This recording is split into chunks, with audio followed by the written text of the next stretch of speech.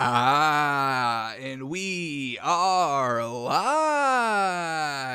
Welcome back to Takes by Fans. We got a great show for you today. As always, we are live every single day at noon Eastern. If you want to watch live, head over to twitch.tv/Takes by Fans. If you want to watch but not live, head over to our YouTube channel, Takes by Fans. We post all of our shows and clips of the show there on a daily basis. And if you just want to listen, we are on podcasting apps, Spotify, Apple Podcasts, Google Podcasts, iHeartRadio. So however you want to watch or listen, we've got you covered multiple ways. Alrighty, today's a big old Thursday. Man, oh man, the Bucks, folks, the Bucks tying up the series 2-2, making it a series, competitive series, which is exactly what we want. So we give them a lot of credit for that last night. So we'll be breaking down that game, talking it through, and we're going to kind of go a little bit in depth over the last 5 minutes of the game. The big narrative right now is that Chris Middleton is, reclaiming his spot as Batman. And we like what Chris Middleton did last night. It was absolutely very, very fantastic. Do I say fantastic or great? We can go fantastic. I mean, he put up 40 points. Absolutely great. So it was a very great performance by him, but I don't think I'm ready to say he's still Batman yet, folks. We will, definitely buy him up more, and we will kind of, highly regard him a little bit more in Game 5 when we're kind of, making our pick and breaking down Game 5 come Saturday. Yeah, another kind of 3 days we have to wait for another NBA game, which I blame LeBron James for because he's got, Space Jam coming out on Friday, so we can't have Game 5 of the finals and LeBron James' movie come out on the same day, so I blame LeBron James a little bit for that, but I guess we digress. But, we'll break down that game and kind of tell y'all why I truly don't think Chris Middleton is Batman. Everyone's saying it on Twitter today. All the talking heads are saying it on Twitter, and I'm just like, I don't think just quite yet, folks. And we're going to go in depth in the last 5 minutes because we will kind of show you. We've got the tape to back it up, folks. So we're going to be breaking down that game. We'll see if we can get to the 2016 divisional game, Packers-Cowboys, judging Aaron Rodgers for how much credit he deserves in that game in his playoff performance. Don't know if we'll get to that. Y'all know how that goes on the show. Sometimes we just run out of time, folks. So let's just jump right into it with the stories of the day. And the first one up, let's talk about Richard Sherman, folks, because, now a full 24 hours has passed. We have a lot more information, and it doesn't seem as bad as it initially did, that kind of clickbait headline that, unfortunately we fell for a little bit, unfortunately. But now we can go back and kind of see what was actually happening, and it wasn't as bad in the sense that he was affecting other people, but it was still a little worrisome. So let's just get right into it here.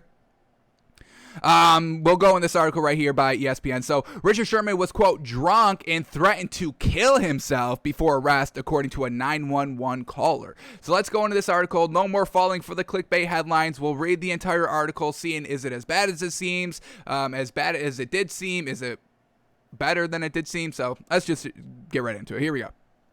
So, Richard Sherman was intoxicated and threatened to kill himself during a confrontation with family members before his arrest early Wednesday in a Seattle suburb, according to a 911 caller who identified herself as the free agent cornerback's wife.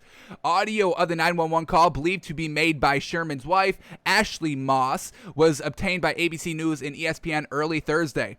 The caller described Sherman as being drunk and belligerent. So this is kind of the caller's words right there, his wife's words. And said he was threatening to kill himself. The caller, who identified herself at one point as Ashley Sherman, also said Sherman was, quote, being aggressive, wrestled with her uncle, and, quote, sent text messages to people saying he's going to hang himself. Jeez. Obviously, being drunk is never great. That's why alcohol is kind of trash. That's why we just need to legalize weed everywhere, folks. You don't get this with weed. Come on. So, when people get drunk, folks, I mean, there's like two different kinds of people drunk. One that are just kind of, they just kind of keep to themselves, and the other that just go manic. People go manic on alcohol, folks, but that's legal in the United States. Riddle us that. All right, so he was being aggressive, wrestled with her uncle, and sent text messages to people saying he's going to hang himself. So he wasn't wrestling with the female, wrestling with his wife, Ashley Sherman, or Ashley Moss. We don't know the kind of whole story on that either. But let's keep going here. The caller can be heard attempting to prevent Sherman from leaving the residence, saying, "Richard, please stop." She also told the 911 dispatcher that Sherman drank 2 bottles of hard alcohol. Jeez, 2 bottles? Richard Sherman, dang, you can put him away. 2 bottles of hard alcohol? Damn, we gotta know the bottle size. Are we talking mini bottles? Are we talking big bottles to liters? Richard Sherman was pounding them down, jeez. All right, and once again, that's what happens when you can't smoke weed in the NFL. You gotta drink. Unfortunate. At one point during the call, the caller asked the dispatcher to tell police, quote, "Please don't shoot." That's always great. Could you imagine Richard Sherman getting shot over this? I mean, that would be honestly the worst thing that could have happened. So that's, one thing that, has to kind of be done now. Hey, this is like not the greatest situation. We're just calling you, the police. We're calling 911 just for the help. Please don't pull out the guns. This is not a gun situation. Maybe taser, but, y'all got the bad history, so maybe leave the tasers in the car as well. Just, your regular trained hands that you train so much for. No, y'all should know how to, handle a belligerent drunk person without killing them. So, it's unfortunate that had to be said, but I'm glad that, they have, that Ashley Sherman kind of said that, so we didn't have a dead Richard Sherman on our hands. That would have been absolutely heartbreaking. So she said, "Please don't shoot." Instead, Sherman told her he would fight police if they arrived. Well, maybe leave that out, because now they're like, "Oh no, we shooting now, damn." So that's not the greatest thing there. And then, also you're drunk. I mean, you're going to say outlandish things. He drove over there in the morning. You know what I mean? It's just, it's unfortunate. Yeah, you have to take people at what they're saying, but they're also drunk. And you also just have to be a police officer and do what you're trained to do. This is what you signed up for, getting yourself into sticky situations. You think it's all going to be kind of, sunshine and roses as a police officer? Oh, I gave this man a ticket because he didn't have his blinker on, honey. Oh, man, that was my day. Woof, what a day that was. No, there's crime, folks. You watch the news for 2 seconds, there's crime. So, if you're a police officer, you really can't be shooting like that. You gotta do what you're trained to do. Take them down. You're not judge, jury, and executioner. You don't know if they're guilty. You don't know if they're innocent. That's not your job to call. Your job is to just kind of control the situation. Don't escalate the situation. Remove kind of, the parties involved and let the court system handle it. That is the police's job. All right, but back to the article here. Here we go. In a subsequent 911 call, the caller said she thought Sherman was driving to her parents' home in Redmond, Washington, which is just under 30 miles away from the couple's home in Maple Valley. Sherman is facing several charges after authorities said he crashed his SUV in a construction zone, tried to break into his in-laws' home, and then fought with officers who used a police dog to apprehend him. So he ended up fighting with police officers. So once again, I applaud the officers for not shooting them. The dog got, a little bit of a workout there. He was booked early Wednesday at King County Correctional Facility in Seattle. Records state he was denied bail, but a spokesman for Redmond Police Department told ESPN that it is standard procedure for suspects of domestic violence until they can appear before a judge, and that was kind of the big thing. He has to wait till Thursday, I think, till he appears before a judge, and that's exactly what we're going to get here in the next paragraph here. Sherman's hearing before the judge will not take place until Thursday afternoon, so about this time. We should get updated news on this, hopefully. The judge will determine whether there was probable cause for an arrest and will set bail. Moss told the Seattle Times on Wednesday that Sherman, quote, didn't harm anybody. So that's always great.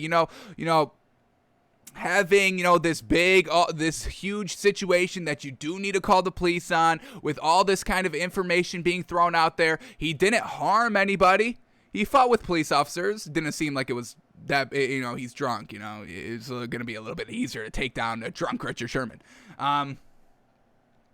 All right, what else do we get here? Quote, "My kids were not harmed in the incident," Moss told the newspaper. "He's a good person, and this is not his character. We're doing all right, just trying to get him out. I want people to know no one was injured." And that's kind of a thing that I have, just with the criminal justice system in general, it's just like, if all the parties involved weren't kind of, injured or harmed in any way, and they're like, this is like a family issue, we don't want to press charges. I don't know if, the police can still press charges with the family saying that they can't.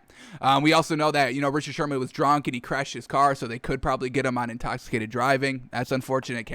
Family can't kind of stop that from happening. So we really hope that no charges get pressed on the side of kind of domestic violence and burglary side. Maybe with the drunk driving, probably we'll get him on that, but we'll see. All right, what else do we get to here? All right, the burglary charge is a felony that includes a domestic violence component because it was at the home of relatives. Just kind of classic, if you're doing it to, a family member, it's automatically classified as domestic violence. If it's like a white person doing something to a black person, it's always kind of, classified as a hate crime. It's just kind of what it entails, unfortunately. So the burglary charge is a felony that includes a domestic violence component because it was at the home of the relatives. Now, this is kind of what we want totally dropped. If, Ashley Sherman is saying, hey, we're all good, we don't want to press charges. This was just kind of an out of the blue, probably 1 in 100 time thing that won't probably happen again. We just want everything to go away. We'll handle this, ourselves. We don't need the justice system. We don't need the courts to get involved. Let's just drop all these kind of felony charge talks right off the rip. All right, Sherman did not enter the home and did not strike or try to hit any family members, authorities said. The malicious mischief charge is in relation to the damage he allegedly did to the front door. But once again, he's got money, folks. He was in the NFL, so he can once again take care of this outside of the court setting. Washington State Patrol received a separate 911 call at approximately 1:26 a.m. about a possibly impaired driver after Sherman allegedly drove his SUV into a closed construction zone. So this is probably what they're truly going to get him on. The call was made by a worker in the construction zone. State Police Captain Ron Mead said Wednesday, noting we're very fortunate that there were no injuries. Yeah, drunk driving. There is real no tolerance for that, folks. Police responded and found the vehicle, which had significant damage on the driver's side as a result from contact with a barrier in a parking lot. They ran the plates on the vehicle and determined it was registered to Sherman.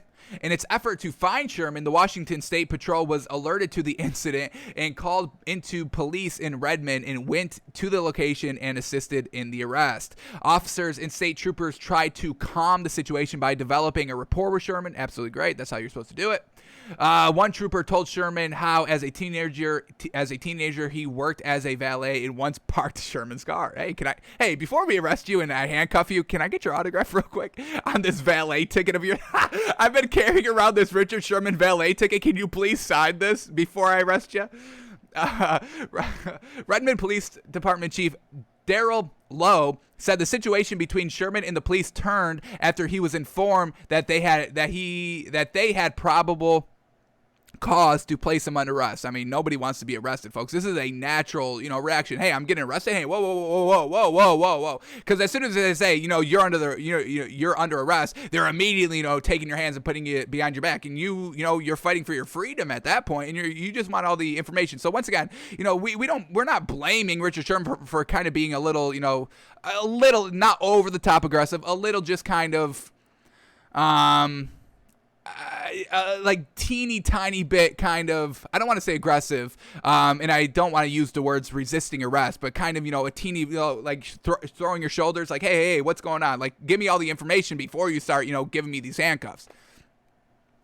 So Sherman, the situation between Sherman and police turned after he was informed that they had probable cause to place him under arrest. At this point, he began walking away rapidly and fought as police tried to take him into custody. So I guess that rapport of you with the valet didn't really work out that well. Maybe try a new tactic for the next situation, the next celebrity that you run into. A K-9 officer working as backup released the dog to subdue him. Sherman suffered minor cuts to his lower leg. Oh, God, the legs, that's what he kind of prides himself on. He needs the legs to keep up with those shifty fast wide receivers. Damn, dogs are ruining this man's career.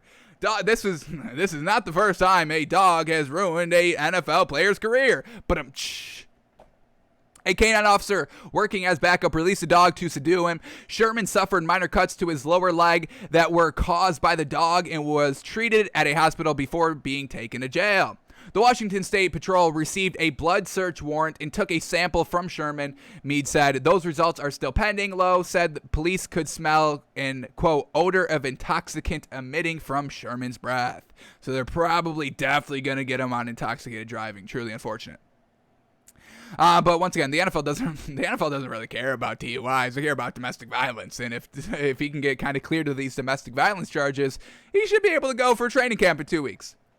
What else do we get? Sherman, 33, completed his third season with the San Francisco 49ers in 2020 after spending the first 7 seasons of his career with the Seattle Seahawks. The NFL said Wednesday that it, quote, investigates any incident involving law enforcement, and if there is a violation of personal conduct policy, the player would be facing discipline. Once again, not very good for a free agent that is wanting to get on a team before training camp or as training camp begins, before the actual season begins. Not great. Sherman also is also a vice president of the NFL Players Association's executive committee. Quote, we were made aware of an arrest last night of one of our player leaders for an alleged domestic violence incident and have activated our domestic violence crisis protocol for the protection and support of everyone involved. So once again, just them having to kind of say this was domestic violence just because it's heightening what it actually was, which is never great. The NFLPA said in a statement, quote, we will continue to monitor events closely as more facts are made available to us. Sherman has been selected to 5 Pro Bowls and is a 3-time I love how they stick that right at the end, like praising Richard Sherman on his on-field accomplishments. We know what he's done on the field, folks. So that's where we're at with Richard Sherman, folks. Just kind of seemed like an uncharacteristic encounter just because he was a little drunk. That's unfortunate.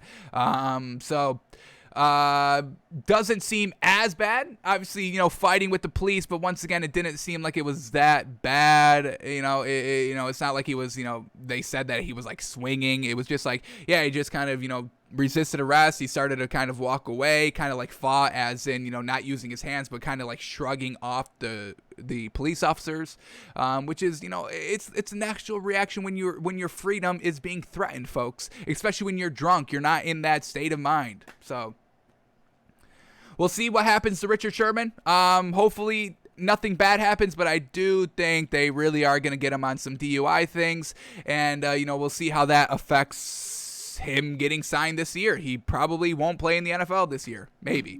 Like I said, the NFL doesn't really take DUIs that seriously because, beer, alcohol is one of their biggest sponsors.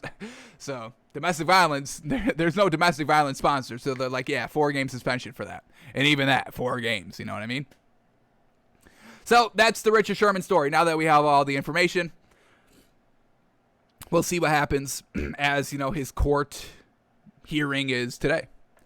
But that's not the only domestic violence. What the heck is going on? We got more domestic violence on the flip side. A woman insulting a male. Yes, that happens. And yes, we will take it as seriously as, the counterpart. So let's see this one. And, we don't like Dwayne Haskins. We don't think he's that great, but that doesn't give you the right to smack this man around. Jeez. So the other domestic violence here. Here we go. The wife of Dwayne Haskins faces a domestic violence charge stemming from an alleged assault involving the Pittsburgh Steelers quarterback that occurred in a Las Vegas hotel room earlier this month. Once again, Las Vegas, alcohol, partying, gambling. It's the elements that make people go wild. It's unfortunate, but it happens. Let's see how bad this one was. Hopefully not. Dwayne potentially, maybe, probably not competing for Big Ben's job after Big Ben is gone next year. But he still has a chance, and we'll give him a shot. We'll still take it very slowly when we start believing in this man. But, never great when people are getting attacked. Never advocating for people getting attacked out here. All right, here we go. The wife of Dwayne Haskins faces a domestic violence charge stemming from an alleged assault involving the Pittsburgh Steelers quarterback that occurred in a Las Vegas hotel room earlier this month, according to multiple reports.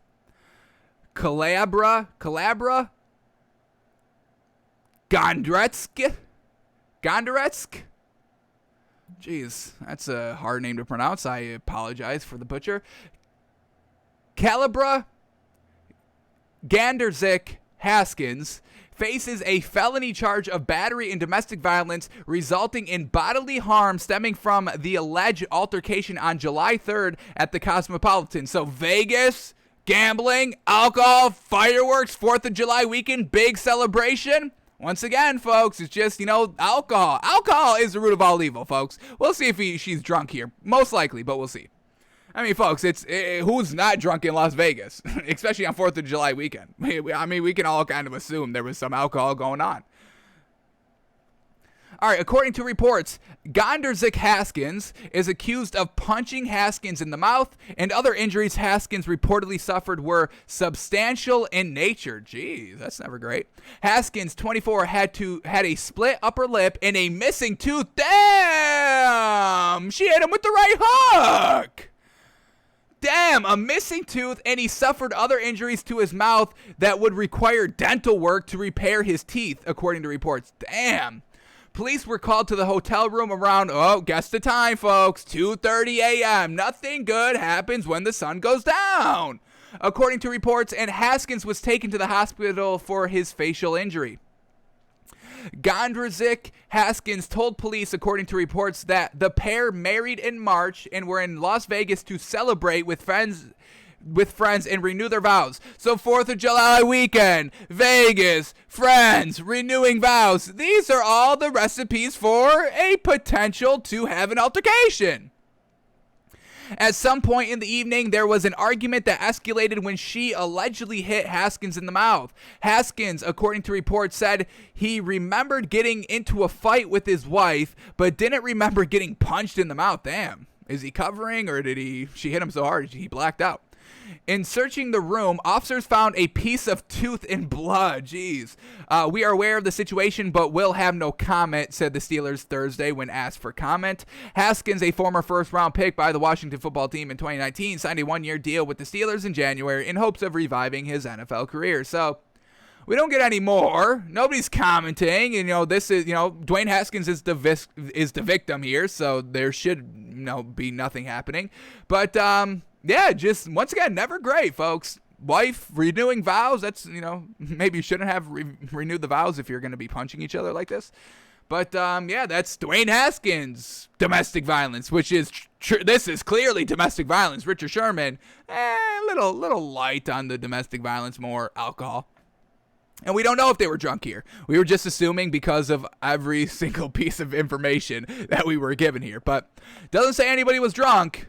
Dwayne Haskins maybe kind of covering for his wife. Once again, I mean, if you truly are family and you truly do love each other and married like that, you don't, it's just unfortunate things that happen. You call in the police just to kind of break it up. If you can't, control, you're out of control family member, wife, whoever it is, because of alcohol or just because the argument got elevated to that level. You just want somebody to come in to just kind of break it up, because if you break it up, you're just going to escalate the situation. Maybe there's nobody else there. So, you just have to call the police in that sense, but you don't want it to kind of get to this level of charges and, an investigation and all that. So it's a little unfortunate, a little bit of a catch-22, just like, what happened with Richard Sherman. You have to bring in the police just because this man's drunk and he's an NFL athlete. It's like, who's going to be able to kind of, calm this man down and subdue him without deadly force, obviously.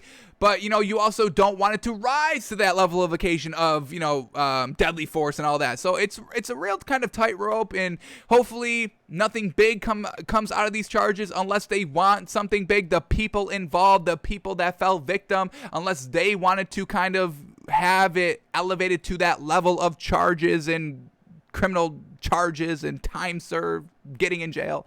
So we'll keep an eye on this, but Dwayne Haskins is the victim here, folks. Yes, wives can be the proponent of domestic violence, folks. This is not anything new, and we should treat this the same case as if it was the other way around. Male hitting female, female punching male. It's the same, folks. The woman knocked out this man's tooth, folks.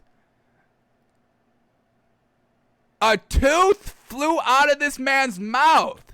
Mike Tyson never had teeth flying out of his opponents. They had ears. but not teeth, folks. So this girl got some. This is not, just oh, poor little old me girl over here. Oh, I'm so defenseless. Oh no, she had the big right hook. So we hope everything's great with Dwayne Haskins. Hopefully the dentist did a great job in fixing this man's teeth. He's got the money. Well, we'll see what he did with his rookie money, but he ain't got that big contract. So hopefully he had the dentist on a budget plan. So that's where we're at with domestic violence in the NFL, folks. Never great. Never great. All right, let's keep moving on here. And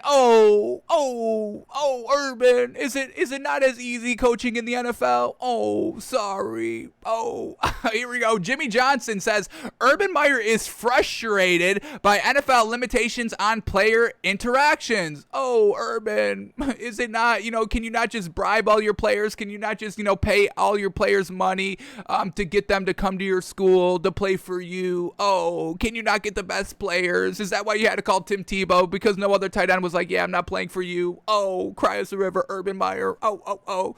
So, folks, we're going to be, like I said, we're paying close attention to this Jaguars team. Everything that Urban Meyer has done has kind of, left a real bad taste in our mouth. We really can't root for this team. Bringing in this circus of Tim Tebow, not making any sense to us. He is clearly just wanting to make money for the organization, and that just is clearly here by the signing of Tim Tebow. So, Urban Meyer having a little difficulty here in the NFL, getting acclimated, getting accustomed. Why do you think, Nick Saban couldn't get it done in the NFL? So, and this man hasn't coached in a couple of years. So, let's see what we're getting here. Urban Meyer struggling early on. So here we go. Jimmy Johnson knows a thing or three about making a successful leap from college to pro coaching. The former Dallas Cowboys and Miami Hurricanes coach is one of three men to win both a Super Bowl and a college national championship. Barry Switzer and Pete Carroll being the other two. Pete Carroll, great coach, obviously. Jimmy Johnson, obviously a great coach. We'll see if, Urban Meyer, pressure's on him. Pressure's on. You got it done at the collegiate level multiple times at the highest level. Now you're going into a new beast. Sink or swim, and you seem to be sinking real early. All right, with a complete turnaround of the Jacksonville Jaguars, Urban Meyer could one day join that group. Not with Tim Tebow on the team, you're not. Taking over a 1-15 club isn't a breeze, and after exclusively coaching at the college level for decades, the pro game hasn't been easy on the former broadcaster. Speaking Wednesday during a Zoom call ahead of his Pro Football Hall of Fame induction next month, Johnson, who worked with Meyer at Fox, said the new Jags coach is still navigating the adjustments of the NFL. Quote, he's a little frustrated right now because he spent so little time with the players. He's accustomed to being around the players all the time, and they weren't able to do that because of COVID-19. Oh, Urban, is it hard, Urban? Can you overcome this adversity? Or are you going to just, hey, sorry we went 0-17, but hey, I couldn't be around the players. Not my fault. Oh, well, it is. You gotta work around it. Now, everybody's having the same issue. You see people complaining? They're getting it done. They're still getting it done. Tom Brady and Bruce Arians somehow got it done. Tom Brady never being with Bruce Arians, they still got it done and won the Super Bowl year one. Even during the COVID year that was a little bit more restricting last season. Hey, Urban, maybe you should have coached last season to really see what you were kind of complaining about this year, no? All right. COVID-19 played a part, but pro players also have more freedom in the offseason to skip voluntary workouts, and there are restrictions on the type of practices and times players can perform football activities. The Jags were penalized by the NFL earlier this month for violating contact rules during offseason practices. The club was fined $200,000, and Meyer incurred a $100,000 fine, and the Jags will forfeit 2022 OTA practices. Damn, Urban! Damn, you don't know the rules? How you go to the NFL and don't know the rules? $200,000 fine, you can't even have OTAs next season. How unfortunate is that? You were kind of complaining, hey, we can't have all these practices. Well, you just shot yourself in the foot for next year. Urban, know the rules. It's not your way or the highway. It's Roger Goodell in the NFL. Go back to college if you can't handle the heat in the kitchen, baby. You can't handle the heat in Jacksonville. Jeez, Urban, man, the man Dan Campbell even knows the rules. Come on.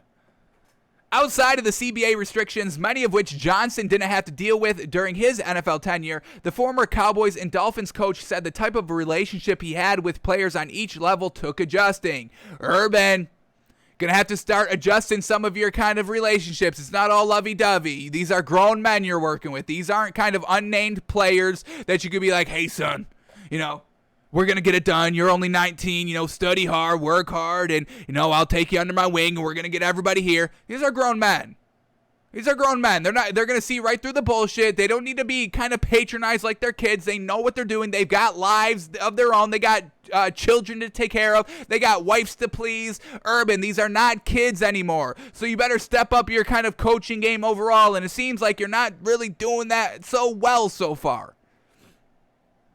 Quote, there's not a world of difference. There's a galaxy of difference, Johnson said. As a college coach, I was a mentor. I was kind of a father figure. Urban, you can't tell me Urban doesn't think of himself as a father figure. Come on, folks. Come on. Absolutely he does. And once again, that's not going to get it done in the NFL. These are 30-year-old men. They don't need a father. They are fathers themselves. Get out of here with that garbage coaching nonsense, yo. Get out of here with that. I was kind of a father figure. I did a tremendous amount of counseling with players. They were young kids that had left home for the first time in their life. All the pressure of getting the college education, the pressure of the girlfriend, the pressure of living away from family. Totally different, folks. These people are getting paid. These are millionaires, celebrities, 30-year-old men. Men, not kids anymore, Urban. These are grown men. Quote, so my relationships with the players was a heck of a lot different than professional players who are really, they're dedicated or dictated by financial reasons. It's a business. Their agents are influencing them. So it's a completely different relationship. Urban, you can't slide, these NFL players $100 under the table and say, have a good night. Doesn't work like that. Doesn't work like that, Urban. You slide an NFL player $100 under the table. They're like, the fuck is this? They rip it up right in front of you. I don't need $100 to follow your garbage rules. I have my agent handle it. And now we want $15 million. So I want $15 million. Urban's got to juggle, players wanting $15 million, $5 million over here, $30 million, or he walks. He's not showing up. He's holding out for training camp for the big deal. And Urban's got to juggle all of this. He can't just go to the holdout and be like, son, listen to me. I'm your father. You understand? I'm kind of like a father. That's not going to get him to re-sign with you and end the holdout, Urban. All right. We get one more quote here. So, while Meyer might be frustrated by some of the differences between the college and pro game, issues the Jags coach himself voiced regarding free agency earlier this offseason, Johnson believes Meyer's work ethic will make his tenure in Jacksonville successful. If I have to hear about work ethic one more time, competitive edge and work ethic. Folks, you don't get up to this high level without having a good work ethic. We need other things than that. We need proven success on the field. Last quote here by Johnson. Quote, Urban's very, very thorough. Urban has spent his due diligence getting ready for his job. Well, obviously not if he's violating rules already. He doesn't even know the rules of when you can hit and when you can go full 100% and when you can put on pads. He just got fined $100,000 and now you're telling us he did his due diligence? It's right there he didn't. So obviously the work ethic isn't that great. He probably walked in and be like, oh, I know what I'm doing here. He's too busy being part of wrestling events and handing wrestlers laptops to smash over their opponent. That's what he's doing instead of reading the rules. Stop with the nonsense, folks. We see right through it. Back to the quote. Urban's very thorough. Urban has spent his due diligence getting ready for this job. I can't believe that man said that. I can't believe and they bury that at the end of the article when literally the first thing that we read was he was getting fined $100,000 for not knowing the rules. Oh, man. Quote, he knew what he was getting into when he accepted the job. We had numerous conversations during the job process, and I think he'll do a great job. He knows how important personnel is. He knows how to deal with people. He knows how to deal with college kids. grown men, totally different ball game here, folks. So Urban's not really adjusting and settling in very well here. And once again, we read all these stories, on a daily basis, just to kind of, everything changes on a day-to-day basis, folks. That's kind of, our kind of slogan for the show. It's on our Twitter page right here. Sports narrative change and get more clear every day. We stay on top of them. So, we hear one good thing, we hear one bad thing. We have to weigh them kind of differently and then come up with an overall just kind of consensus of how we are kind of weighing overall the totality of all the information. And all the information that we've gotten from Urban Meyer so far has just been absolutely trash. He's trying to turn Travis Etienne into a wide receiver. He's signing Tim Tebow, but distancing himself from that information. But we only know that he has this opportunity because of Urban Meyer, so he's kind of like it's not lying, but it's a little deceitful about the whole Tim Tebow situation. And then he was on AEW, the wrestling event, where they were all wrestling in Jacksonville Stadium, and now we're getting that he doesn't even know the rules. Forfeiting, folks, they have to forfeit next year's OTAs.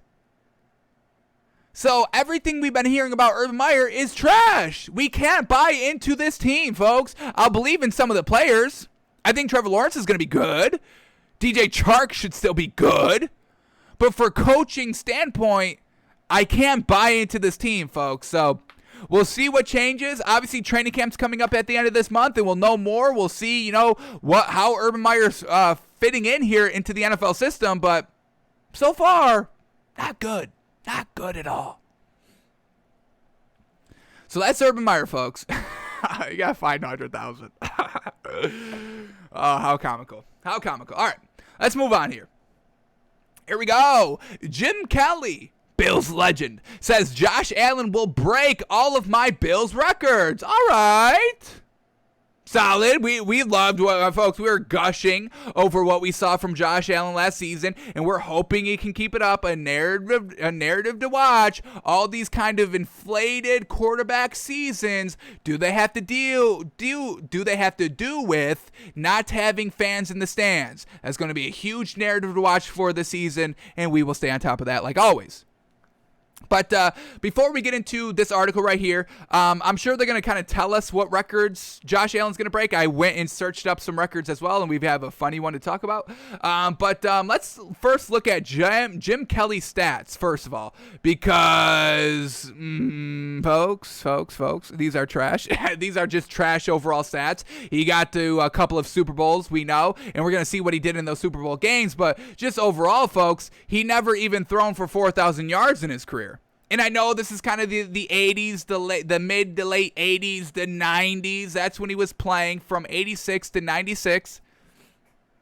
So, our kind of, what we talk about stats all the time, 65% completion percentage, 4,000 yards, 3-to-1 touchdown to interception ratio. Those are all kind of, 2000s and above. That's kind of, where we're taking those good stats from.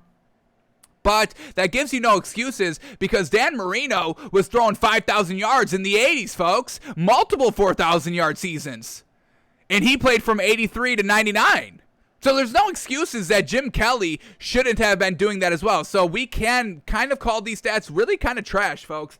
His highest completion percentage season was 64%, which is good. We like that, 62 to 64. But he only thrown in that 62 to 64 range 1, 2, 3 times. His average is 60, and he was throwing for 59 and 58 basically his entire career. So once again, nothing very solid by this man. Never threw for 4,000 yards. His highest touchdown season was 33, real solid. 33 touchdowns, 17 interceptions, so basically just 2-to-1. Real kind of under 2-to-1. It's like 1.9. I'll give him the 2.0. But that has just kind of floundered. I mean, look at these touchdown and interception seasons, folks. 22 touchdowns, 17, 19 touchdowns, 11 interceptions, 15 touchdowns, 17 interceptions, 25 touchdowns, 18 interceptions, 24 touchdowns, 9 interceptions. That's real good.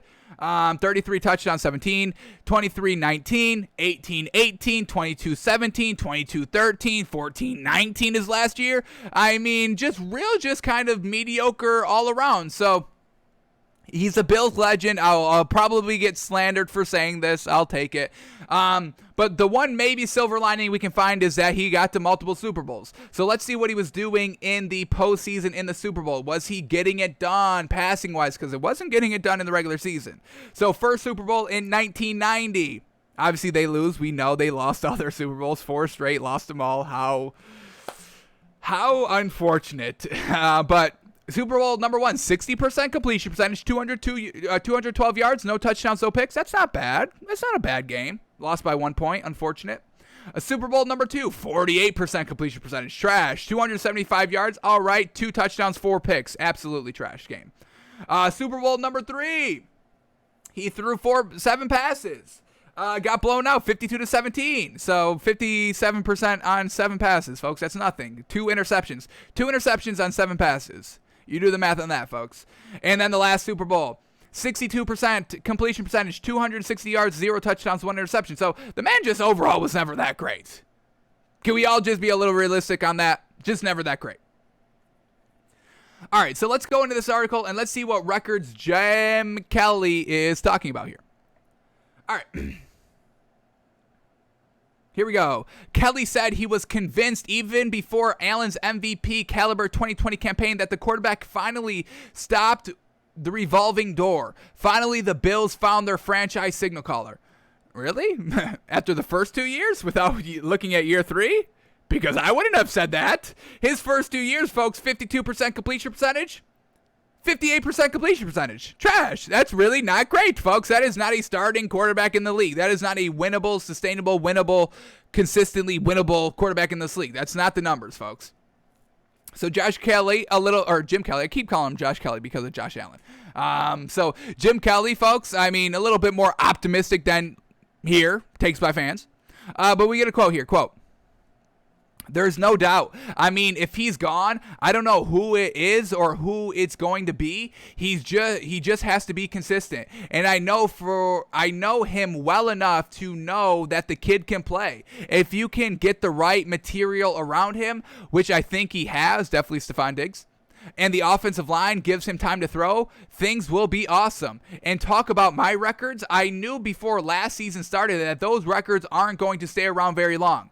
Because they're not good? Because he was never that great? Buffalo has never had really an A1 Tier 1 quarterback in their franchise?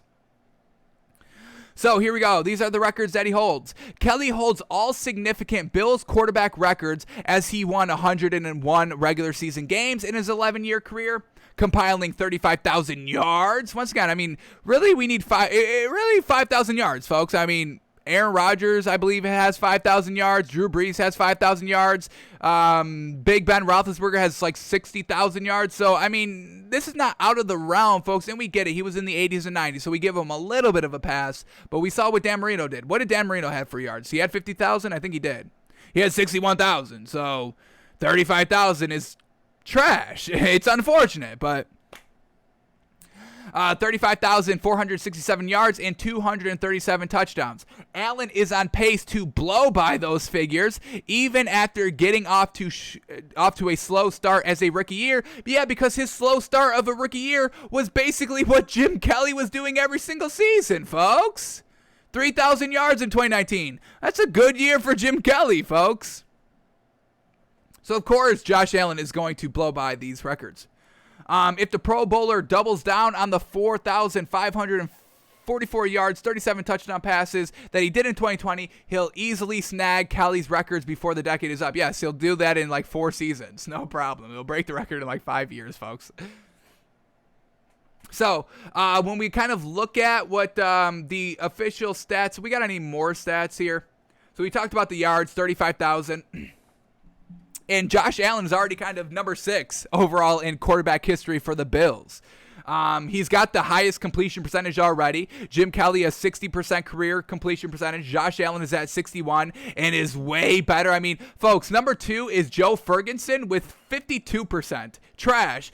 Jack Kemp is number 3 with 46%. Ryan Fitzpatrick is number 4 at 59%. So Josh Allen is already going to be way past all this. Drew Bledsoe is number 5 at 59% completion percentage. So, of course, Josh Allen is definitely going to be the best quarterback here. There's really no competition here. What else does he have? He already has 67 touchdowns. And another thing here, which is great, records that Jim Kelly holds are game-winning drives. He has 28 game-winning drives, Jim Kelly does, and Josh Allen already has 11. So that's going to be another record that Josh Allen is going to break. And another record is fourth quarter comebacks. Jim Kelly has the record at 21 fourth quarter comebacks, and Josh Allen already has 8. 8 in 3 seasons. So he's going to blow by all these records by a mile. Jim Kelly really doesn't really have anything meaningful here, honestly. And I'm not trying to knock Jim Kelly. He was great. He was good. He was good for his time. Never won a Super Bowl, floundered in those games. A la Aaron Rodgers. You know what I mean? Not getting to the Super Bowl. All right, but I want to bring up this one stat because it's just so bizarrely trash. It's not going to get broken by Josh Allen. It's bad. It's a bad, good stat. We found it here. So, Kelly holds the second all-time NFL record for most yards gained per completion in a single game. 44. 44 yards per completion, folks. I'll give y'all a couple of seconds of how you can come up to that stat.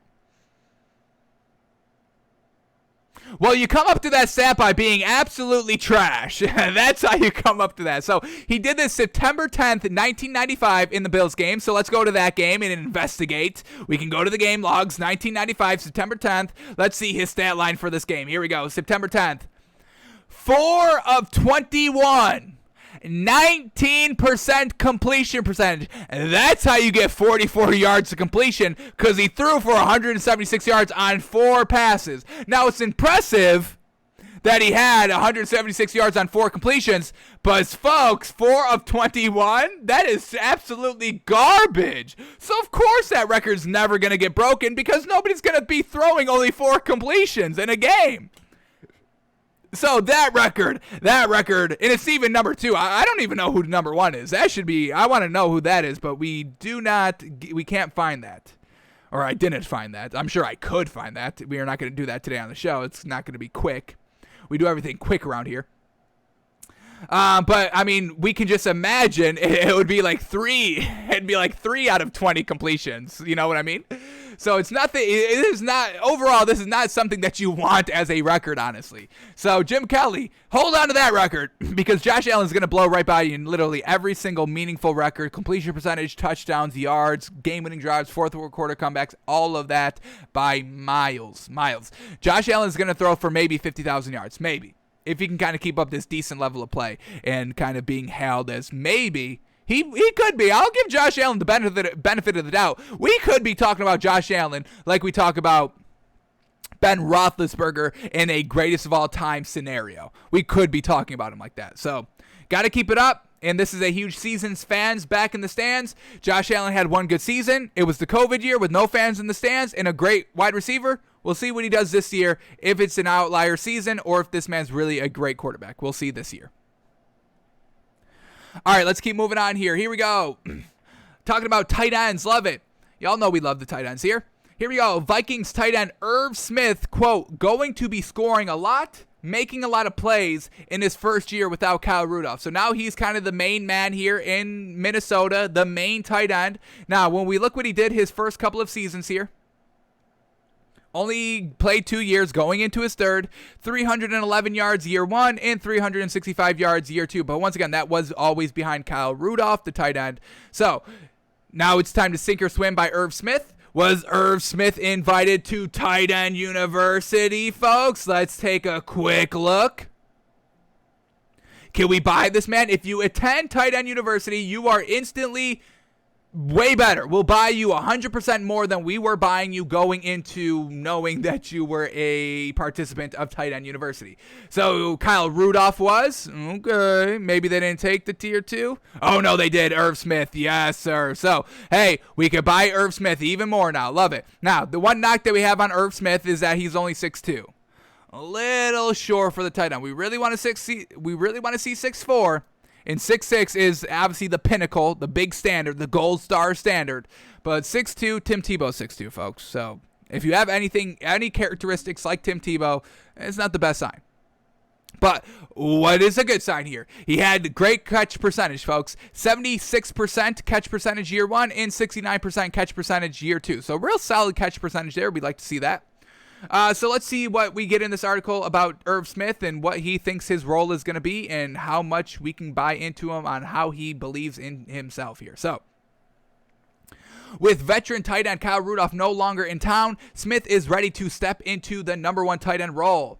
The former second-round pick told NFL Network's Good Morning Football Thursday that he plans on having a breakout campaign. Quote, I have very high expectations, especially for myself. I don't want to put an exact number out there because I don't want to say I'm going to score 15 touchdowns or however many. No, we want to hear that. Tell us that. We want to know what your benchmark of greatness is, because we'll compare that to what Travis Kelce did. Is that realistic? Is that not? Is this man just kind of, throwing nonsense out there, bullshit out there just to kind of make his name a little bit better? Or is he realistic in what he's kind of doing? Because we'll always take realistic out of just garbage nonsense that you throw out. So I really wish he would have thrown a kind of, hey, I'm going to do this, this, and this, because when we look at Travis Kelce, he's kind of the gold standard for elite tight ends in this league, folks. Obviously, that's why that's why he started Tight End University and wasn't an invitee at Tight End University. 6'5", love it. 72% catch percentage last year, love it. 1,400 yards, led the team in receiving, love it. 145 targets, love it. So 11 touchdowns, love it. So we want the number, but Irv Smith doesn't give the number. Let's get back to the quote here.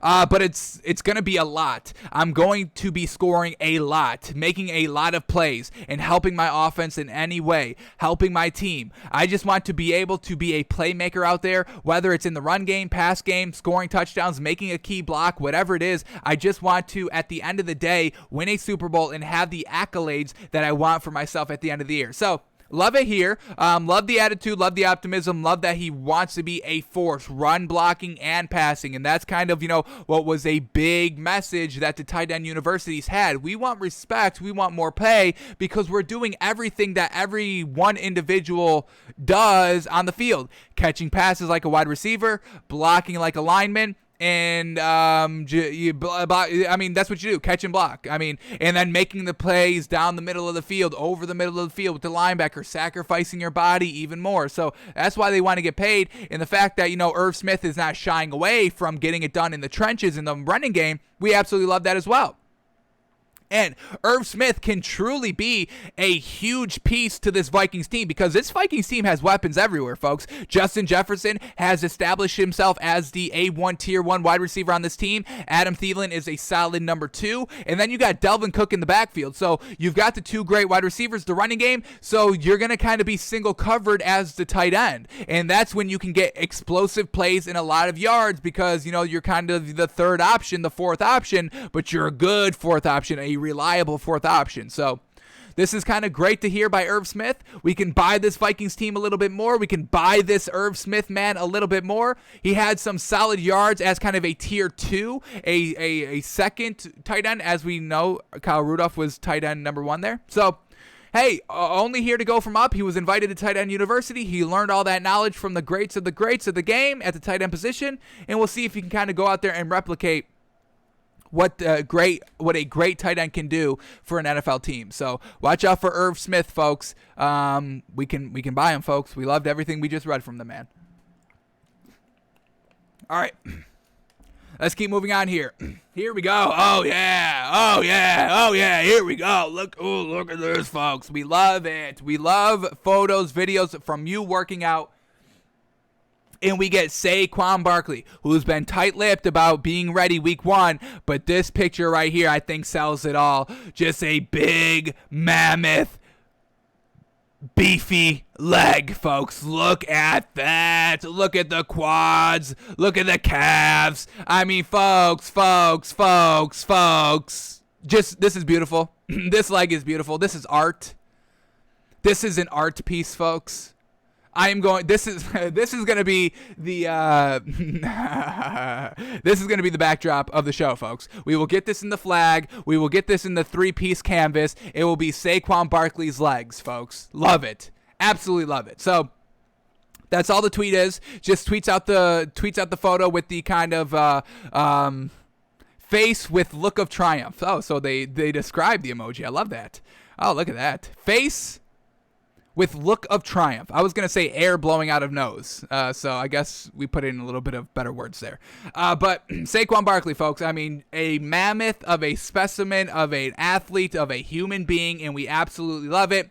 Like I said, he's been tight-lipped about, hey, I'm not going to put a timetable on my return. I'm feeling good. I'm working out, and y'all just will see me when y'all see me, and we see you now, boy. He'll be ready to go week 1. We can buy this Giants team even more now because we were a little not great with all the quotes that we were getting from Sequon Barkley himself.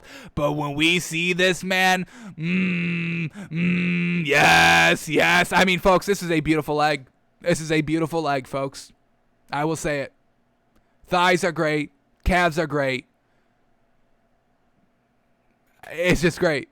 It's beautiful, folks. I shed a tear the first time I saw this picture. So, love that we're getting early access from Sequon Barkley, folks. Keep it up. Oh, I could look at this all day, folks. We will be looking at this all day. Y'all will be looking at this all day on our videos because it will be the new canvas behind us. I don't know what it's going to take to get it done, but I will get it done. A 3-piece canvas of Sequon Barkley's beautiful leg. All right, let's keep moving on here. And, hey, Chad Johnson, folks, Ocho Cinco, great in the league, a great name, a great wide receiver. We put a lot of stake in what he says, and he's kind of agreeing what we were just saying yesterday on the show with kind of Ryan Fitzpatrick with Washington's team of Terry McLaurin and Curtis Samuel. So this is what Chad Ochocinco says, quote, folks, quote, remember this tweet. Terry McLaurin and Curtis Samuel are going to go crazy with Ryan Fitzpatrick at the helm, an aggressive quarterback that takes chances and will improve and improvise at the line of scrimmage, and these two have the skill set that makes his job easier. I guarantee their production is bananas. No hat cap, folks. So we were just saying this yesterday. Now, we weren't kind of as enthusiastic as Chad Johnson was because we weren't 100% sold on Curtis Samuel. We're big sold on Terry McLaurin. Curtis Samuel should be a solid number 2. But with Ryan Fitzpatrick, we always get the good with the bad. That's why he's a career backup. That's why he's called Fitzmagic, because he has these magical games here and there.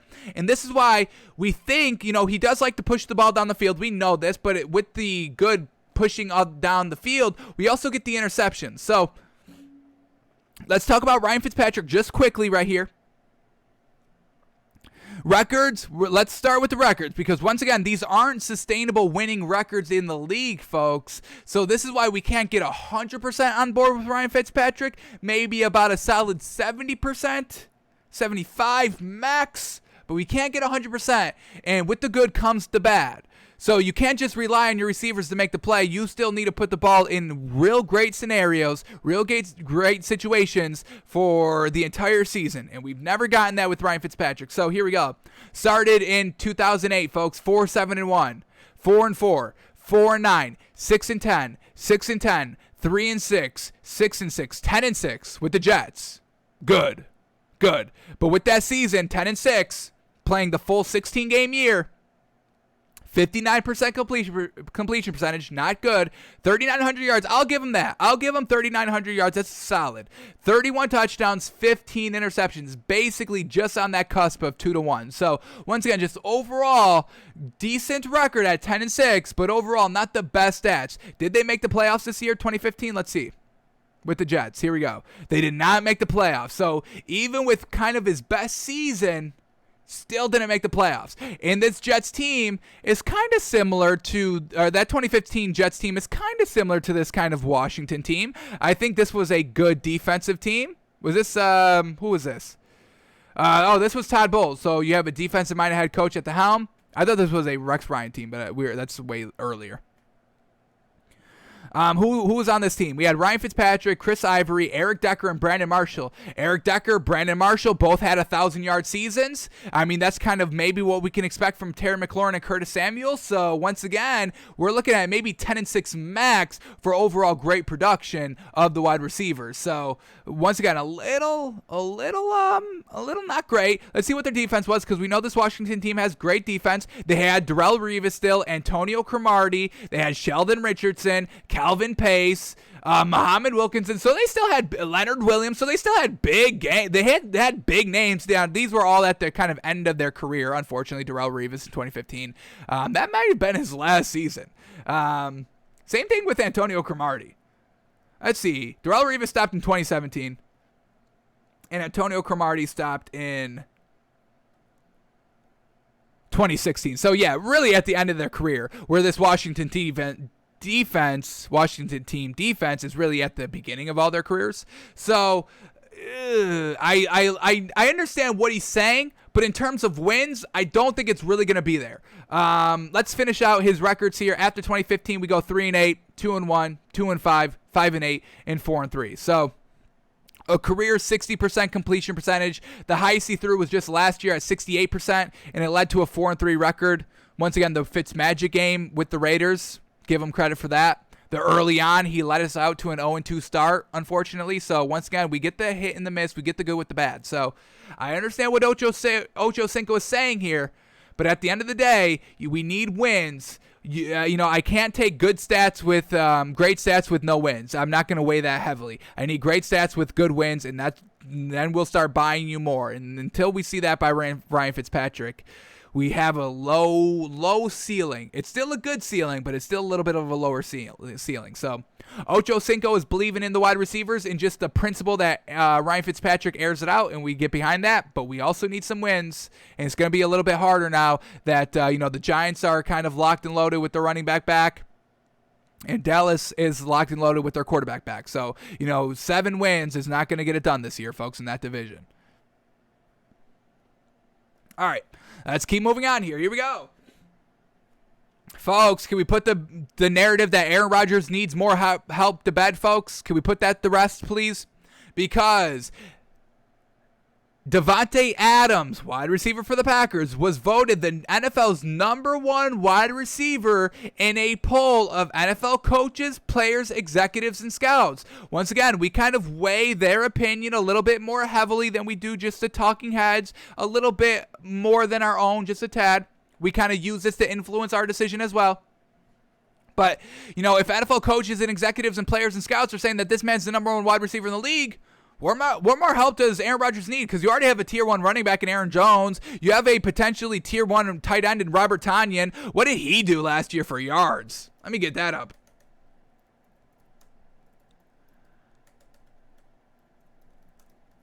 He was invited to tight end university, folks.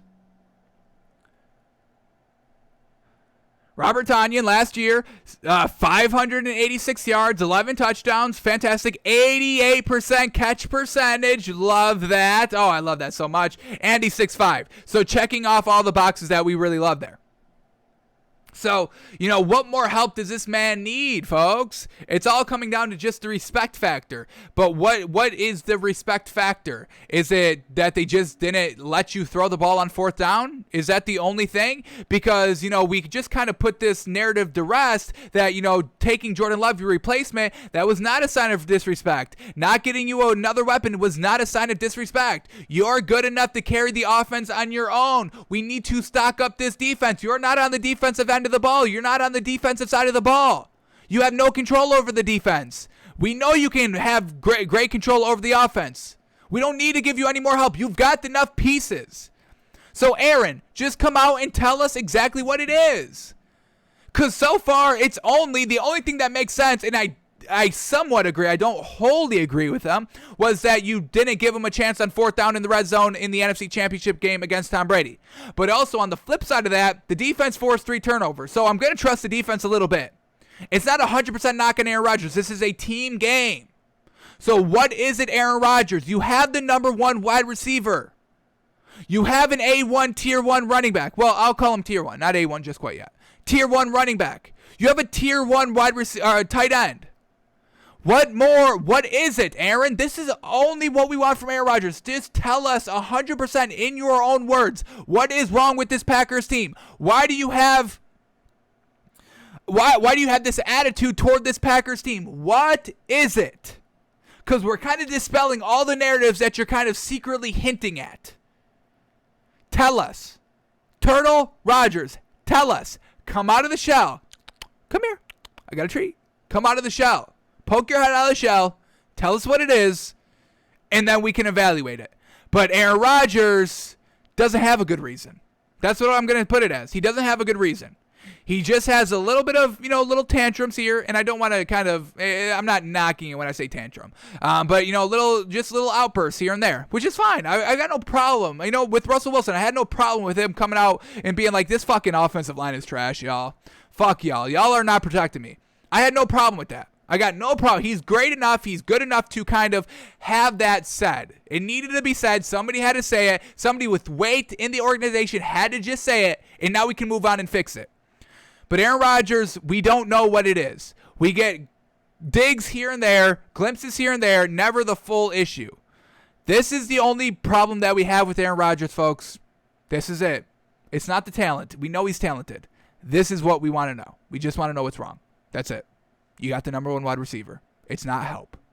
It's not that they didn't draft any more help. You don't need any more help. Let's shore up the defense. There's two facets of the game. Really three. Special teams. It's not that. You wait maybe 10%. 45% offense, 45% defense, 10% offense. It's a team game, Aaron. You got to be a team. You got to be a teammate. He's not a teammate. That's our only knock on Aaron Rodgers. All right. Let's keep moving on. Last thing to talk about really quickly here, and we're not going to drag on because we're just going to repeat everything that we just said. But the deadline for the franchise tagged players is today at 4 p.m., and we do not expect Allen Robinson to get tagged. There are 7 franchise tagged players. Let's read them off quickly here. We got Allen Robinson of the Bears, Chris Godwin of the Bucks, Marcus May of the Jets, Marcus Williams of the Saints, Taylor Moton of the Panthers, Cam Robinson of the Jags, and Brandon Sheriff of the Washington football team. So, not expecting any of these deals to get done. Everyone's just pretty much going to play on the franchise tag. And like we said, it's just, Allen Robinson not wanting to get locked into a team of a long-term deal that does not have a good quarterback. So we just all expect that. Nobody's going to get signed big-term, long-term before 4 o'clock today. That's the only thing to really say. All right, those are all the stories that we needed to talk about, so let's head over and start talking about Game 4, the tied-up series now in the NBA Finals between the Suns and the Bucks, because the Bucks just won pretty solidly last night. Close game, but the Bucks were able to close it out. So let's just start talking about it. And the one thing that we have to start with is the biggest play from last night, folks. Holy moly. Yes, Giannis, the Batman, stepping it up 100% in this game and kind of winning the game for them. And we're going to break all that down in a minute and kind of dispel the narrative that Chris Middleton is truly not the Batman. He had a real solid game. I'll call it even a great game. Don't get us wrong, but he's not the Batman, folks. He's still not consistently consistent in these great performances. He's still a little inconsistently great, and that's not Batman. Giannis has been consistently great every single game here. All 4 games, even from game 1, coming back, short off that hyperextended injury. But let's start here with the big old play here. Huge play, folks. Huge play. Suns down to 99-101 with 1:19 seconds left, and Giannis with the big block on DeAndre Ayton going up for the lob by Chris Paul for the dunk. Absolutely crazy play right here. Look at this again, folks. Look at this again. Look at it. Look at it. Look at it. Look at it. He recovers. He's a little out of position, but we know his length is enough to make up for it. And he goes and blocks DeAndre in mid-air, looking to throw it down on Giannis. I mean, folks, this play is absolutely fantastic. Watch it again. Watch it one more time, and then we got a different angle as well. Look at that. The lob by Devin Booker. Wrong play. Giannis is there. You're going to throw a lob with Giannis in the paint? Laughable. Wrong decision. Devin Booker's great 40-point game. Unfortunately, not the right play because it's Giannis. Y'all didn't know Giannis is the Batman on this team? And let's watch this angle from the other side, folks. Look at this. Giannis all ball, clean as heck. Great recovery. I mean, folks, look at the recovery that he has to do to get there in time. And then it's all ball. No hand contact. Not even close to a foul. All ball, great block. Now, that begs the question, is this the greatest block in finals history? That's being thrown a lot here on Twitter, and I get it. It's such a great play. But the circumstances of LeBron's chase down is a little bit more better because this one came game 7 when they were already down 3-1 in the series, coming back to win the finals. And this one came in the fourth quarter, 2 minutes left, like the same kind of time situation, a minute 20 left in the fourth quarter of that Bucks series, 2 minutes left to go here in this Warriors-Cavs series, 2016 finals, tie game. 89-89. Let's watch this LeBron one again. This is timeless, folks. This Giannis one is going to become timeless as well if they can come back and win the series now. If they don't win the series, it will just fade into oblivion. So that's why we also can't call it the greatest block of all time in the finals just quite yet, because we don't know how the series ends. If the Bucks lose, yeah, it's a great play, but it's all for naught. This LeBron chase down resulted in them winning the chip. So we have to wait till then. But even then, this one came in game 7, folks. Tie game, LeBron, legacy on the line. This is 2-on-1. LeBron chase down block on Iguodala. Absolutely fantastic. And this one is a little bit harder, is a little bit better because you have to kind of play Andre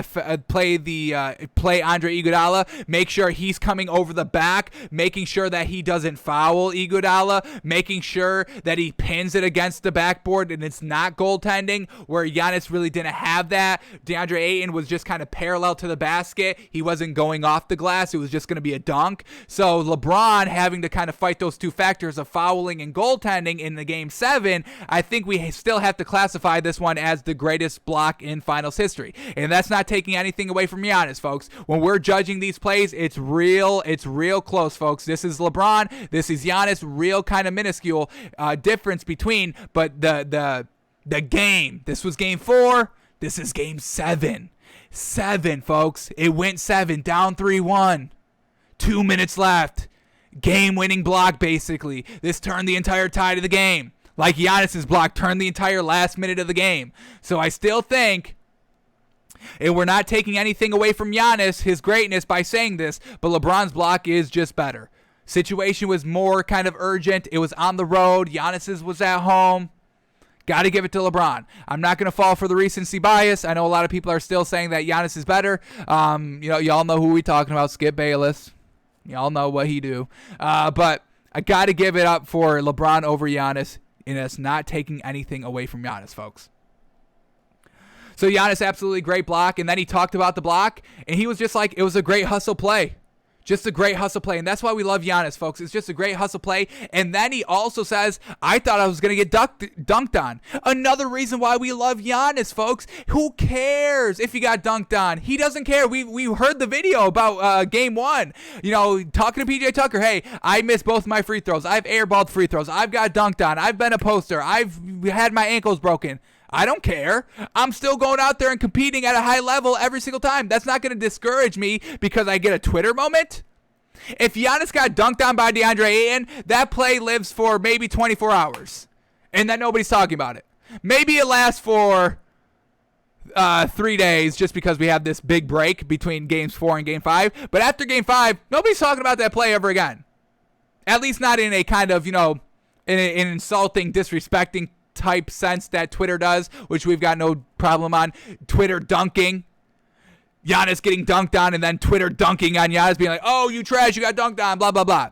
So Giannis is not fazed by Twitter, folks. He's not fazed by it. He said, hey, I thought I was going to get dunked on, but I didn't. And I ended up with a big play. High risk, high reward.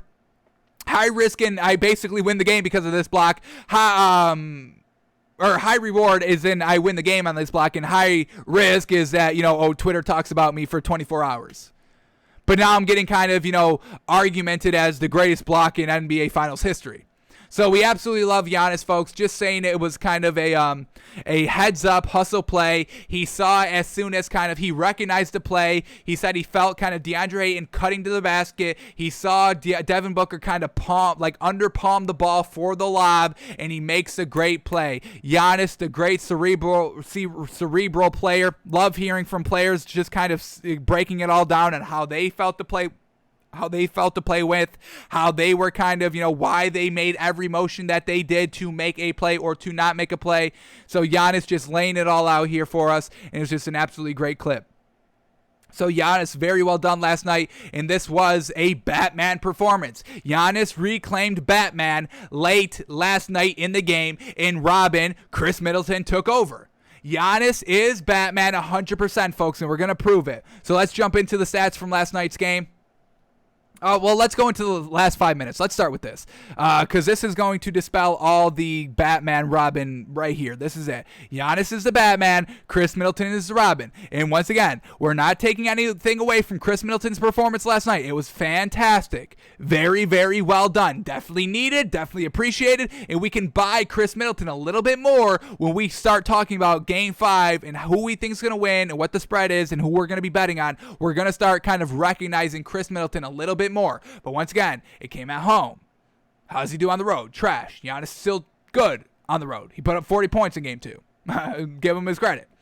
So, here we go. Let's break down the final 5 minutes of this game, really, because that's when really everything really got into. It was a close game. Suns up 95-90. We get Chris Middleton missing a three-point shot here. Let's see this. Once again, he was great. I think he scored 10 points in the final 2 minutes-ish. So we'll talk about that. But here, Chris Middleton missing a three. They're down 5. Unfortunate in and out, but it's still out. It's still a miss. Pat Connaughton gets the rebound, and then Connaughton puts it in the basket. And that's what we love to see. We wanted to see Pat Connaughton get way more minutes here in the series. We kind of wanted him in the starting rotation. He's still kind of playing starting minutes, 30 minutes. PJ Tucker's only still playing 28, 29. So that's still great by Pat Connaughton. And Pat Connaughton, a huge kind of third option here, and another reason why this Bucks team won the game big. Or not big, but they won the game late in big fashion. All right, so Pat Connaughton puts it in, and then we get DeAndre Ayton missing a hook shot. Unfortunate. Once again, I mean, nobody besides Devin Booker was really kind of that great all night. So now a 3-point game, and now the Bucks have possession. Bobby Portis ends up missing, and then DeAndre Ayton gets a block. What did they say, get a block? Bucks get the rebound. Their video on this block? No. But Giannis gets the rebound. He ends up missing a layup. Unfortunate. Let's watch this. We get 95-92. Giannis, unfortunate, going against DeAndre Ayton. Can't bank it home. Bobby Portis trying to put it right back up, and it misses. We get DeAndre Ayton a rebound, and Devin Booker missing as well. So a lot of misses here late down the stretch here in the final 5 minutes. Giannis gets a rebound. Drew Holiday misses a 3-point shot. DeAndre Ayton gets it. And then once again here, this is a big thing to talk about. A Chris Paul turnover late in the game. Let's watch this. 95-92 still. Phoenix up 3 with 3 minutes and 49 seconds left. And Chris Paul turns it over. Bad pass. And now they're on the break. Drew Holiday doesn't get it, and this is kind of a big call. Everyone's saying this play was kind of rigged. Devin Booker playing with 5 fouls throughout the entire fourth quarter, basically, and he kind of wraps up Drew Holiday, but Giannis on the finish. Giannis did not give up on this hustle play. He could have been like, hey, this is, a 3-on-1 break. Drew Holiday's going to make it. I'll lack off a little bit. He doesn't. He follows the shot all the way, and then he has the putback after a no call on Devin Booker. So once again, the heart and hustle of Giannis is absolutely there. Do you see Chris Middleton here? Chris Middleton's not running this break. Unfortunate. So Giannis with the great layup there to cut the lead down to 1. Then we get Chris Paul coming up short on their next possession here. Let's watch this. Chris Paul I mean, we needed Chris Paul to have something big. Going against Giannis, couldn't get the ball up there. Unfortunate. It's not a block, but it's a big miss because Giannis is freaking barreling down on the way shorter Chris Paul. Chris Paul's 6'1", and maybe even 6 foot officially, and we all know Giannis is basically 7 foot. So, Chris Paul misses the layup, unfortunate. Then Giannis gets a block. Yes, sir. Let's watch this Giannis block. Oh, did they call it a block on Chris Paul? Okay, they called it a block. Even better. So Giannis coming up big down the stretch there. And then Chris Middleton gets the rebound. And now we get Pat Connaughton, a huge kind of underdog story here that nobody really talks about. Pat Connaughton has been having successful clutch buckets all series long. That's why we want to see him get more minutes. And he played 30 minutes last night and made the most of every single minute. I want to say he was a plus 21 on the floor in a 6-point win. You give the man so much credit for that. So Pat Connaughton hits a big 3, and now the Bucks are officially up 2 points. Love it. All right. What happened after that? We're starting to get down to the final 2 minutes. Final 1 minute where all the goodness happens. So Pat Connaughton hits that big old 3. We love it. Then Devin Booker comes back and hits a bucket. This was huge to tie up the game here. Let's watch this. Devin Booker down 2. 3 minutes left. Drives to the bucket. Pull up. Bingo, bango. Off glass. Ties up the game. And Devin Booker was clutch in the mid-range. I think he shot 61%. He didn't make any threes. A little unfortunate, but he still had a 40-point game. Kind of his coming-out finals game. We saw Giannis's coming-out finals game, kind of game 3 and game 2, honestly, even though they got the loss, unfortunately, in game 2. All right, then we get Drew Holiday missing a jump shot. Giannis fouls. Crowder goes to the line and shoots 2. Now they're up 2. Chris Middleton right here tying up the game, and this is why everyone's calling him Batman, because he was this is when we're going to start seeing a lot of great Chris Middleton, but once again, he's inconsistently consistent, folks. He took 33 shots last night. Yes, he put up 40, but it was on like 46% shooting. It's still good, but it's a little inconsistent, and it was inconsistent down the stretch in the crunch time. But here we go. Down 2 with 2 minutes left. This is a great shot right here. Mid-range fall-away jumper that goes. Ties up the game. Absolutely huge bucket. We're not knocking Chris Middleton for that. Then we go to Devin Booker. He misses a 16-foot pull-up shot. Drew Holiday gets the rebound, and then Chris Middleton goes and gets another bucket to put them up 2. Love this right here. 1:35 left. Here we go. Chris Middleton gets into the mid-range, shoots it over Ayton, and now they're up 2. And now this is where the Batman and Giannis is truly going to take over the game right here. So let's see. Here we go. Chris Middleton has the pull-up, and then we get the Giannis big block. We get the Giannis big block, folks, right?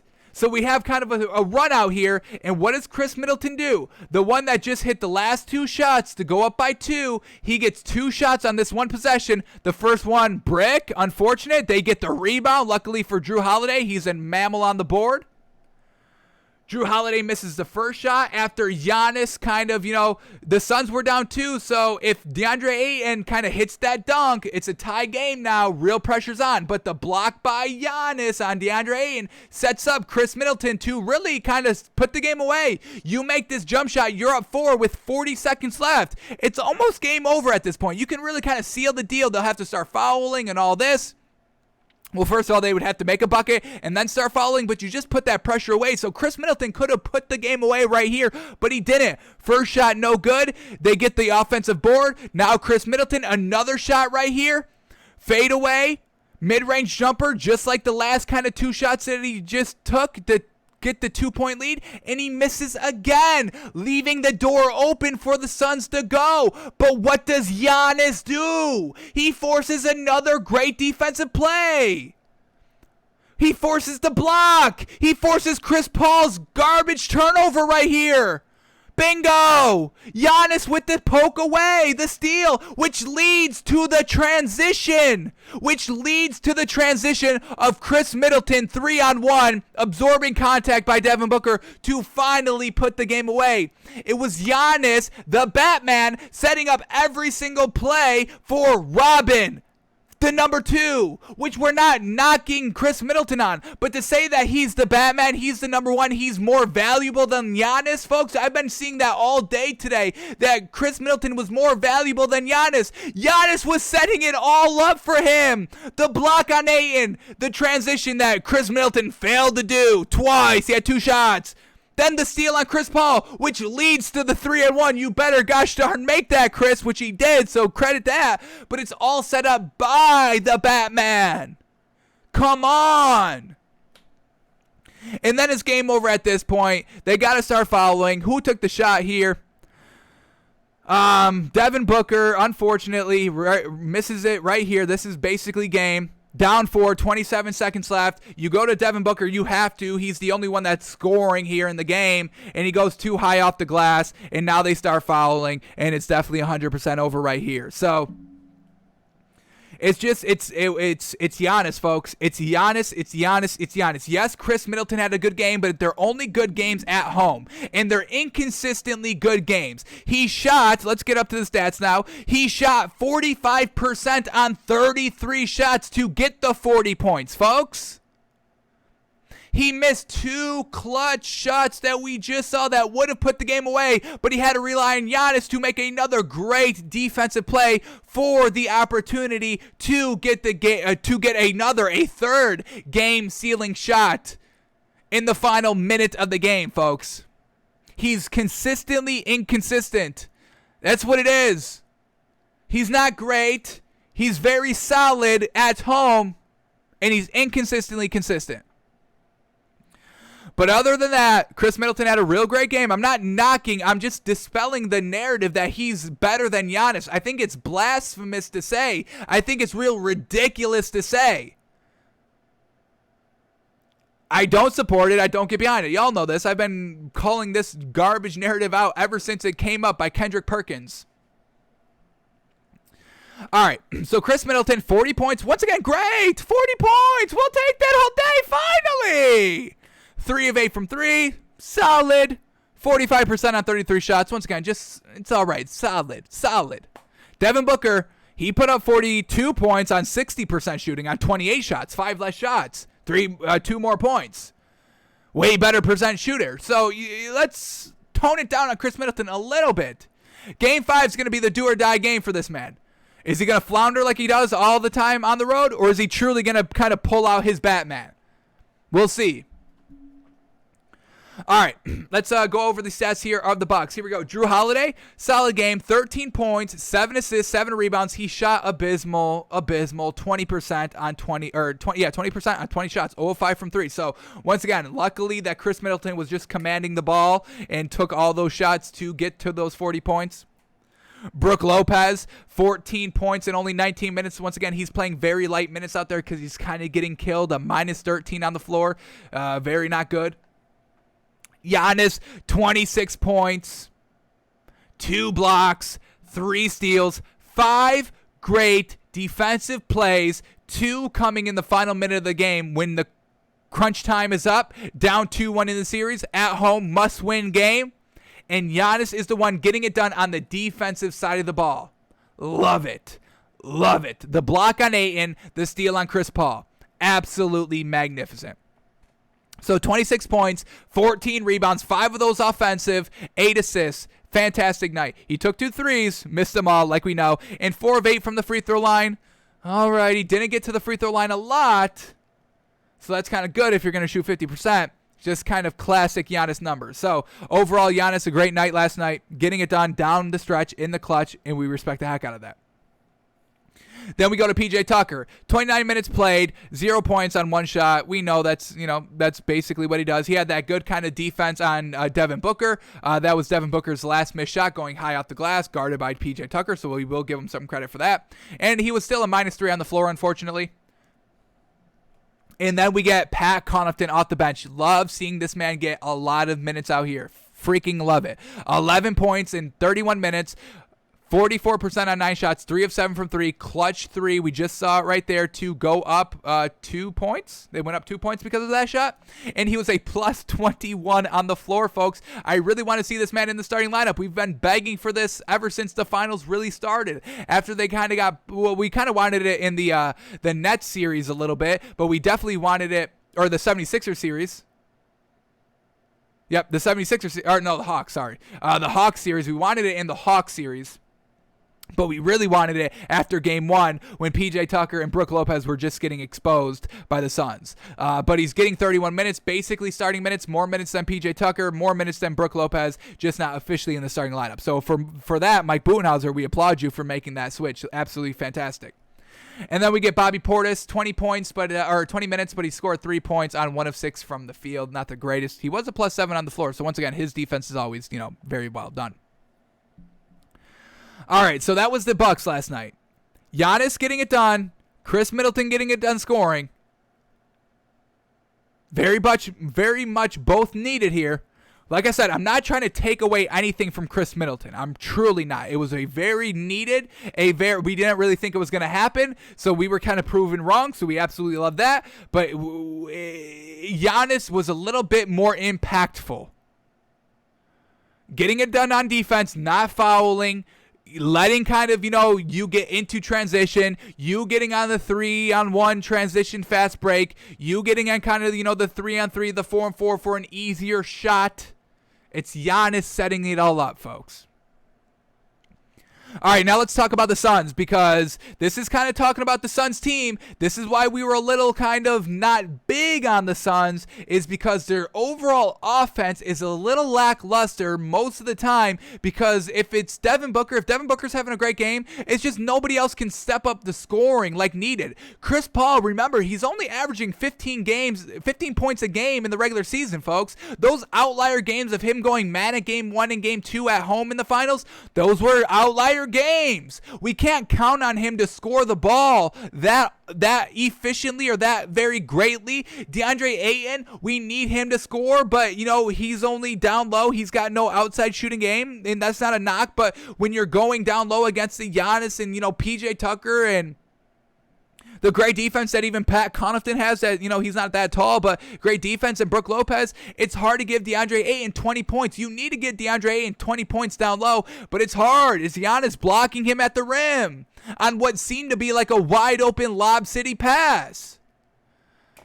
So, and then you got Jay Crowder, who's all right. He was the second highest scorer on the team. He shot 6 of 7 from the 3 in game 3. And then you got Mccall Bridges, who, once again, he doesn't take that many shots a game. So there's just really no real great scoreability on the Suns team if Chris Paul is just not having, a way above average game. So that really hurt him last night.